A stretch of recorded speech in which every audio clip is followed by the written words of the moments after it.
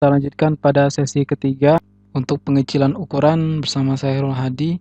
Baik, pada sesi sebelumnya kita sampai menjelaskan ball mills dan sekarang kita akan lanjutkan lagi untuk ball mills di mana ada fitur tambahan pada mekanisme pengecilan ukuran dengan cara ball mill, yaitu di sini terdapat dua chamber. Yang chamber di sini memiliki ukuran partikel penghancur atau bola-bola penghancur yang lebih besar dibandingkan dengan sisi yang sebelah kanan. Fungsinya adalah ketika material telah dihancurkan dengan partikel bola yang lebih besar hingga ukuran terkecil maksimum yang bisa dia capai, dia akan diloloskan ke chamber kedua. Di chamber kedua, karena ukuran bola-bola penghancur atau bola-bola besinya lebih kecil dibandingkan dengan chamber pertama, maka ada potensi untuk pengecilan dengan ukuran yang lebih kecil lagi dibandingkan dengan chamber pertama. Sehingga keluar dari chamber kedua, dia memiliki ukuran yang sangat kecil dibandingkan dengan umpan masuk. Dan di sini udara diberikan untuk memfasilitasi perpindahan dari chamber pertama ke chamber kedua dan keluar dari chamber kedua. Dan proses pengecilan ukuran dengan menggunakan ball mill ini bisa dikondisikan pada temperatur yang divariasikan, yang bervariasi. Seperti apabila ingin ditingkatkan temperaturnya, maka hasil studi menunjukkan akan meningkatkan efektivitas hidrolisis.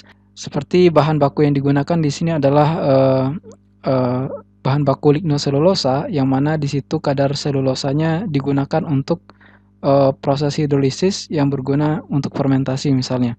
Maka setelah keluaran dari proses pengecilan ukuran ini, apakah derajat itu kristalinitas ataupun dengan ukuran yang lebih kecil, itu menjadi semakin menurun, yang mengakibatkan semakin reaktif untuk proses hidrolisis. Kemudian kekurangan alat ini tidak efektif untuk diterapkan tanaman kayu lunak atau yang memiliki karakter lignoselulosa yang lentur atau fleksibel. Kemudian kita lihat alat pengecil yang lain, yaitu pin atau impact mill. Nah, di sini yang membedakan adalah jadi ini dengan mekanisme impact. Namun selain itu jadi di sini umpan masuk dari atas dengan kecepatan tinggi menghantam bidang datar, dan bidang datar ini ternyata berputar ya. Jadi ketika dia menghantam bidang yang berputar, maka objek tersebut akan berpindah dalam arah gaya sentripetal ya. Jadi dia menghantam pin yang ada di sini. Nah, pin ini juga berfungsi untuk memperkecil ukuran seperti itu ya.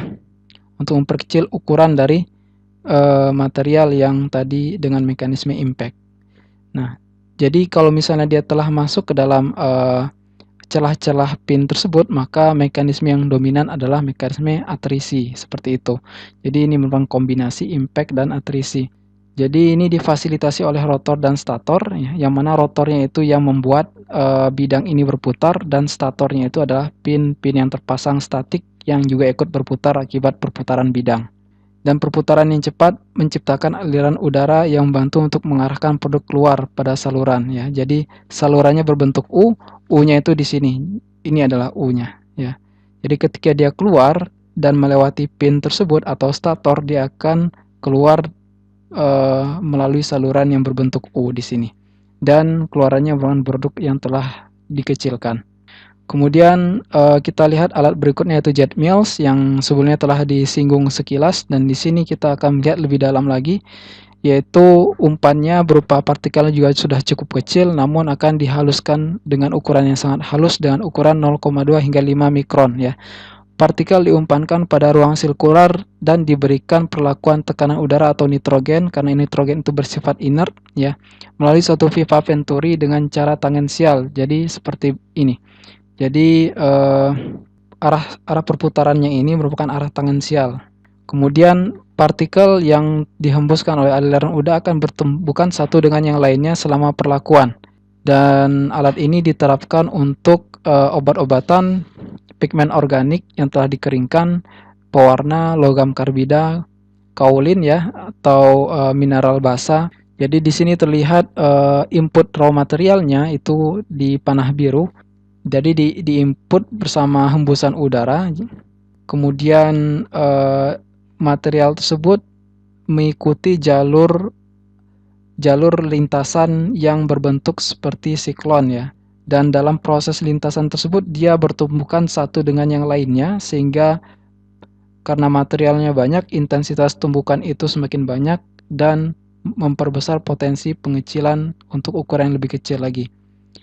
Dan dia akan berujung pada nozzle di sini. Material yang lebih ringan akan tersedot ke atas dan material yang lebih berat akan turun ke bawah. Tampakan sampingnya seperti ini. Jadi ini input dalam arah tangensial dan lubang-lubang sampingnya adalah udara yang berfungsi mempercepat gerakan tangensial sehingga tumbukannya semakin besar atau semakin banyak. Dan di sini terdapat hubungan kecepatan seberapa besar kecepatan produk tersebut keluar dari alat ini. Yang mana di sini merepresentasikan apabila merepresentasikan arah dari keluarnya partikel-partikel yang telah halus tersebut, apakah ke atas atau ke bawah. Apabila dia ke bawah, maka partikelnya itu cukup berat, dan apabila dia sudah ringan akibat tumbukan yang intensif, maka dia akan terikut bersama hembusan aliran udara yang terkompresi, yaitu ke atas. Seperti ilustrasi sederhana di sini terdapat data untuk pengurusan tablet menggunakan jet mill, dan hasilnya diberikan ukuran yang berkorelasi dengan densitas dari ukuran tersebut. Untuk ukuran diameter rata-rata 1 mm, dia memiliki densitas partikel 10 kg per meter kubik. Dan untuk ukuran 0,1 mm, densitasnya semakin menurun, 2 kg per meter kubik. Dan untuk ukuran yang sangat kecil, maka densitasnya semakin menurun, hingga ukuran 0,001 mm, ukurannya 0,8. Harap diingat di sini bahwa seharusnya semakin kecil ukuran, maka densitas partikel itu akan semakin besar. Namun di sini terlihat semakin kecil ukuran, densitas partikel itu semakin turun ya. Jadi maksudnya di sini densitas rata-rata partikel yang terikut bersama udara yang terhembus seperti itu. Jadi sebenarnya lebih tepat di sini bukan partikel, tapi material bulk material, yang mana di situ terdiri dari padatan dan udara yang terkompresi tadi. Jadi ini baik itu udara dan material padatan yang terikut bersama udara yang terkompresi tersebut adalah nilai yang diperoleh di sini.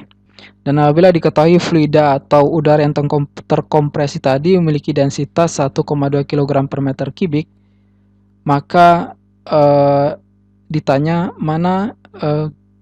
ukuran mana yang akan terhembus ke atas dan ukuran mana yang akan turun ke bawah. Dari aturan persamaan tadi jelas bahwa kalau misalnya densitasnya lebih kecil daripada densitas fluida yang menghembuskan atau udara yang terkompresi tadi, maka tentunya ukuran yang 0,01 dan 0,001 itu yang akan terhembus bersama udara, yaitu terbawa ke atas. Dan ukuran 1 mm dan 0,1 mm akan turun ke bawah. Jadi gambaran sederhananya seperti itu. Kemudian ini adalah instrumentasi lengkap dari jet mill tersebut, di mana yang bagian atas adalah tempat penampung tepung atau partikel yang telah kecil, dan kotak di bawah ini merupakan zona di mana proses pengecilan itu terjadi yang berbantu dengan udara terkompresi. Ini adalah bagannya dan ini adalah tampilan aktualnya. Baik, mungkin itu adalah beberapa contoh alat pengecil ukuran atau pengecil, lebih tepatnya size reduction ya. Jadi dalam konteks pengecilan ukuran, bukan pengecilan dimensi ya. Kalau untuk pengecilan dimensi kita menjaga dimensinya konstan, rasio dimensinya konstan, kemudian dikecilkan. Namun dalam hal ini adalah material tersebut diberikan perlakuan fisik sehingga mengalami kerusakan fisik, yang akibat kerusakan fisik itu maka dimensinya berubah menjadi lebih kecil. Dan di sini pemilihan millnya bergantung pada terdapat beberapa variasi mil atau alat pengecil ukuran, dan bagaimana kita bisa menentukan alat mana yang harus kita gunakan tergantung pada 3 hal. Yang pertama, karakter material biomasa, kemudian ukuran akhir produk, dan kapasitas mesin. Untuk karakter material biomasa, kekerasan yaitu direpresentasikan oleh satuan mos di sini, di mana satu mos itu untuk material talkum yang lebih mudah untuk hancur ya. Kemudian seperti kapur, kemudian yang nilai 10 itu untuk material yang paling keras di muka bumi ini, yaitu permata. Kemudian juga apabila material yang akan dihancurkan itu memiliki kekerasan atau kekakuan yang signifikan ya, maka sebaiknya dia menggunakan mekanisme impact ya, impact, dan boleh dikombinasikan dengan atrisi dan kompresi seperti itu. Kemudian apabila dia materialnya tersebut fleksibel, maka disarankan mekanisme dominannya adalah shear atau pemotongan. Kemudian untuk kriteria lain adalah kadar air ya. Di sini kadar air berpengaruh terhadap efektivitas pengecilan ukuran. Umumnya kadar air ditekan seminim mungkin untuk meningkatkan efisiensi pengecilan ukuran, artinya dengan energi yang sama untuk kadar air yang lebih kecil akan menghasilkan ukuran yang lebih kecil, seperti itu.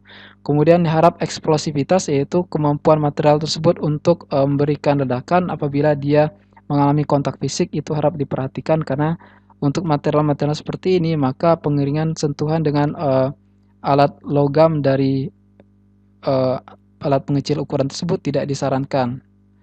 Dan cara untuk mengecilkannya adalah dengan menggunakan fluida seperti jet mill yang bisa memfasilitasi impact antara material satu dan material lainnya, atau partikel satu dan partikel lainnya difasilitasi oleh fluida tersebut. Kemudian untuk ukuran akhir produk ya, di sini ya tentunya produk yang telah dihasilkan tidak memiliki ukuran yang seragam 100%. Dan bagaimana kita bisa menilainya, yaitu apabila kita menginginkan ukurannya tersebut memiliki ukuran maksimum setelah dikecilkan, dan ketika ternyata hasil pengecilan ukurannya itu dengan daya atau energi yang digunakan, dia terdapat ukuran yang lebih kecil dari ukuran maksimum teoritis, maka kita bisa menentukan persentasi masing-masing ukuran tersebut dengan persamaan seperti ini. Jadi X itu adalah ukuran yang teramati, XM itu adalah ukuran maksimum yang ada pada material tersebut setelah dikecilkan ukurannya, dan persentasinya bisa kita hitung dengan dikalikan dengan 100 ya. Jadi rasio antara ukuran yang teramati dengan ukuran maksimum dikalikan dengan suatu modulus distribusi ya. Jadi ini tergantung dengan kekerasan material. 0,9 untuk quartz atau setara dengan permata atau intan, dan 0,3 itu untuk gypsum ya, atau setara dengan talkum tadi. Jadi berbeda dengan satuan mos. Ini adalah modulus distribusi. Nah, jadi ini untuk menentukan distribusi saja. Jadi untuk gaya sekian, maka untuk daya mesin pengecil sekian, kita menginginkan ukuran sekian dengan distribusi yang besar atau kecilnya tergantung pada jenis jumlah daya yang digunakan ataupun juga karakter pemotong, seperti itu. Sebagai ilustrasi singkat, untuk mesin chipper atau chunker itu memiliki karakter ukuran yang lebih merata ya, karena ukuran lubang atau ukuran celah untuk pemotongannya lebih presisi dibandingkan dengan mekanisme atrisi atau juga mekanisme impact dan mekanisme kompresi. Jadi celah untuk slicer ataupun dengan mekanisme shear itu lebih rigid ya, sehingga ukurannya lebih konstan, dan dengan itu Y-nya ini lebih mendekati 100 ya, seperti itu, atau sesuai dengan nilai dari modulus distribusinya. Kemudian yang terakhir adalah kapasitas mesin. Tentunya semakin kecil ukuran yang kita inginkan, semakin besar semakin besar material yang akan kita kecilkan jumlahnya, maka tentunya kita memilih mill yang bisa menghandle dengan jumlah massa sebanyak itu. Dan tentunya untuk mesin-mesin yang berat itu mengandalkan apakah itu alat penghancur yang juga berat ya, seperti hammer mill atau ball mill seperti itu. Dan sangat jarang apabila hanya mengandalkan pemotongan biasa seperti itu. Baik, mungkin sekian materi terkait dengan pengecilan ukuran yang bisa disampaikan. Kesimpulannya adalah pengecilan ukuran merupakan tahap awal dan memfasilitasi transportasi, handling, dan pemisahan. Kemudian faktor penting dalam memilih mill adalah karakter, ukuran, kapasitas, dan isu ke depan dalam memilih mill adalah alat mana yang memiliki efisiensi penggunaan energi yang paling besar ya. Jadi efisiensi yang paling besar adalah yang paling diinginkan dalam proses pengecilan ukuran. Sekian dan sampai jumpa di pertemuan berikutnya.